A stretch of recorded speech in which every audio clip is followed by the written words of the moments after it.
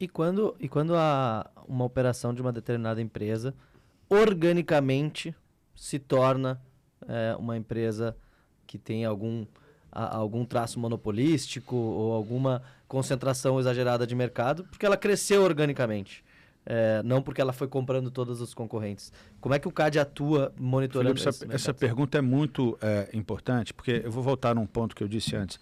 As pessoas acham que só porque é grande é ruim, e se for grande tem que ser punida e tem que ser dividida. A ideia não é essa. Se a gente pensar dessa forma, a gente está criando um desincentivo para o crescimento das empresas. O que todo empresário quer é montar o seu negócio, ser eficiente, crescer e, evidentemente, ganhar market share. Ganhar market share, dominar o mercado. Todo mundo quer o monopólio. É isso. Assim, o melhor negócio é o monopólio. O problema é que, geralmente, quem tem share, quem tem posição dominante, abusa dessa posição dominante. Aí entra o Estado. Então, vamos lá.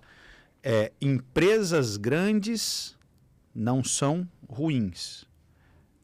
O problema não é a posição dominante que ela tenha. O problema é o que ela faz com essa posição dominante.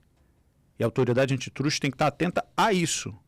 Mesmo porque muitas das empresas grandes têm que ser grandes para poder ganhar em escala, economia de escala, economia de escopo e colocar o preço para baixo. Ganhar em tecnologia, inovação.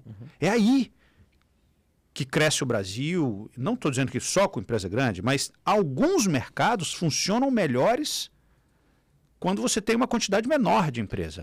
Eu acho que talvez um exemplo para a audiência, não sei se você concorda, seja a Ambev.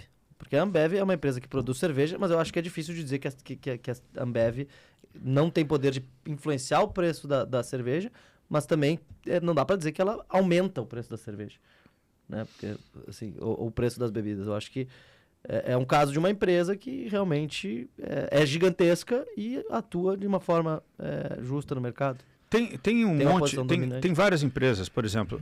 Olha o mercado de aviação. O mercado de aviação é super interessante porque você não tem uma quantidade enorme de empresas disputando esse mercado. Na maioria dos países você tem 2, 3, às vezes uma. Os Estados Unidos já tem umas menores, assim, umas regionais e tal, mas, gente, isso é tão básico que eu estou dizendo que existe monopólio natural. Então, tem mercado que só funciona se for uma só. Por conta da situação de tecnologia mesmo, da questão estrutural de tecnologia. Ela só funciona se for um monopólio natural. Outra não cabe ali. E você vai ter... E veja, e aí o que é importante é uma quantidade reduzida de empresa naquele mercado não quer dizer que não há rivalidade. Pode haver muita rivalidade ali. O que a autoridade antitruste se preocupa bastante é com a possibilidade de poder coordenado. Quando você tem uma quantidade menor de empresas, você tem uma maior possibilidade de poder coordenado. O que significa esse poder coordenado? Fazer um cartel, por exemplo, de trocar informação sensível. Muito mais fácil você combinar com 2 empresas do que combinar com 10. Né? Desde a facilidade e da facilidade de comunicação entre elas até a dificuldade maior de se trair quando você tem 2 do que você tem 10, 11, 12. Um exemplo básico seria os postos de gasolina de um pequeno município. Se juntarem e falarem, vamos subir o preço da gasolina. É isso que eles fazem. E é isso que o CAD está tentando evitar. E a gente tem alguns casos realmente de posto de gasolina, né? Esse mercado é um mercado que tem um histórico no CAD, inclusive em Brasília teve um caso emblemático sobre isso, está ainda em processo de investigação, e em vários estados no Brasil inteiro. Deixa eu perguntar sobre o Mercado Livre. A gente tem um avanço do Mercado Livre, um crescimento de 40% cada trimestre. Né? Ele avança sobre o varejo brasileiro, assim como outras chinesas que aqui estão com uma agressividade comercial absurda. Né? E a gente, até questionei o ministro Guedes sobre isso, falei, ministro, o varejo brasileiro vai acabar. Né? porque eles compram um artigo que é $10, $200, colocam na nota $30, né? E aí passa pela receita, não paga imposto, né? Então, assim, como é que uma empresa vai concorrer com a outra se uma paga imposto e outra não? Ele falou, bom, mas Ferri, isso é um problema da Receita Federal. Eu falei, não, peraí. É um problema do Brasil. Como é que o CAD consegue olhar para ter um monopólio que acaba prejudicando a população, prejudicando a economia? Como é que é esse olhar do CAD? Por exemplo, se a gente a continuar o crescimento do Mercado Livre nos próximos 10 trimestres, provavelmente não vai mais ter varejo no Brasil. Se eles continuarem crescendo o que eles estão crescendo, daqui a 10 trimestres ou algo assim, eles vão ter 90% de market share, algo assim. Como é que o CAD olha para isso? O CAD pode ter alguma coisa para dizer, gente, isso aqui vai acabar com 20 milhões de empregos ou não. O CAD pode interferir nesse avanço de uma companhia no Brasil ou não? Porque nos Estados Unidos tem, né? Quando os caras estão fazendo aquele alarde lá da Google e não sei o que, Facebook, o cara não, tá aqui uma sanção gigantesca aqui, tu vai ter que... Olha, vamos lá. A pergunta é ótima, primeiro para entender o que o CAD faz, né? Porque a sua pergunta é o seguinte, o CAD pode ela vai ao encontro de uma coisa muito interessante, que é o seguinte, a competência do CAD é proteger o consumidor. E as instituições públicas têm que tomar muito cuidado para não ultrapassar a sua competência institucional, a competência que está descrita na lei. Porque senão vira uma bagunça o país.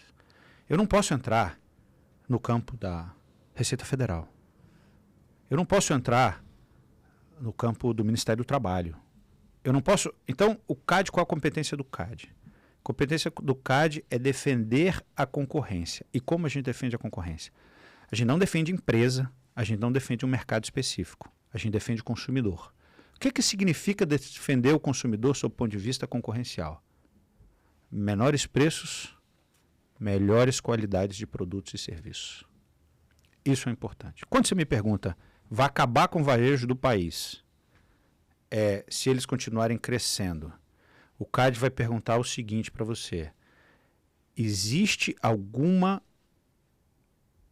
abuso de posição dominante que essas empresas que estão ganhando mercado estão fazendo para ganhar essa posição dominante? Sim, essa é a primeira pergunta. Ele toma dinheiro a 0, né, no exterior, e aqui as empresas locais tomam a 15, impossível competir. Isso não é abuso de posição dominante. Isso não é... Ele tem uma posição dominante, mas ele não está fechando o mercado. Ele tem uma condição melhor para tomar o empréstimo. E ele chega com um preço mais baixo aqui. Como é que fica o consumidor? Melhor ou pior? Melhor. Melhor. O que eu tô te devolvendo essa pergunta, porque isso é uma questão de política industrial brasileira. Isso é uma questão de política comercial brasileira, especialmente quando a gente está falando das questões de balança comercial. E também de importação, exportação e saber o quanto nós queremos proteger a indústria brasileira e qual é o ponto ótimo para isso. Vamos abrir as fronteiras e deixar os produtos virem sem uma barreira, sem nenhum imposto, mata a indústria brasileira? Isso é uma discussão, não é concorrencial. Essa discussão é uma discussão de política industrial. É o seguinte, vamos criar uma indústria protegida, isso é bom ou é ruim? E se sim, qual o limite? Proteger só um pouquinho ou proteger bastante? Vou mudar a pergunta então, porque o Brasil não tem essa política, é uma zona, né? E nos Estados Unidos e alguns outros países, eles realmente protegem as indústrias lá. Pode ver isso aí na agricultura nos Estados Unidos, né? A gente pode ver isso aí no petróleo na Rússia, a gente pode ver isso aí no petróleo nos Emirados Árabes, né? O Brasil é uma zona, né? Com perdão da palavra. Qual é a tua opinião a respeito disso? Porque a gente, efetivamente, e não que eu acredito que isso vai acontecer, mas caminhamos para... a gente vai avançar com essas empresas que têm custo de capital 0, competindo com empresas que têm um custo de capital de 20% ao ano. São coisas completamente diferentes, né? Se tu me der aqui 100 milhões de reais a 1% ao ano, é uma coisa. Se tu me der 100 milhões de reais a 20% ao ano, meu custo eu tenho que ter 120 ano que vem para empatar. Enquanto no outro caso eu tenho que ter 101. É muito mais fácil tu gerar 1% do que tu gerar 20%. Essa é a diferença da competição brasileira. Qual é a tua visão sobre isso como um dos líderes aí de deals e negócios, né? Porque assim, eu acho que poucas pessoas entendem tanto de business no Brasil que nem tu analisou todos os casos, né? Mais uma opinião pessoal agora. A diferença é muito maior do que essa. Não é só do custo de capital. É do custo da mão de obra, é do custo de transação, é de uma série de custos. No caso da China, as pessoas lá trabalham 70 horas por semana, né? Então, é muito maior do que... não paga imposto de trabalho, sabe? Custo trabalhista... A diferença é muito maior. Então, quando você me pergunta isso, eu estou pensando aqui qual seria a solução para isso. Não é que o Brasil é uma zona ou não é uma zona. Existe uma diferença grande entre esses países. Comparar a estrutura de produção do Brasil com a estrutura de produção da China é completamente diferente. Desde os direitos trabalhistas, as questões ambientais, todos os custos de transação que estão envolvidos. Aí, a pergunta que você está fazendo, eu não tenho a menor noção da resposta, mas eu sei o seguinte, há que se achar um ponto de equilíbrio. Agora, qual é esse ponto de equilíbrio de proteger a indústria brasileira e não acomodá-la ela para que ela se torne ineficiente? Isso é importante. Essa é toda a discussão de uma política industrial, sabe?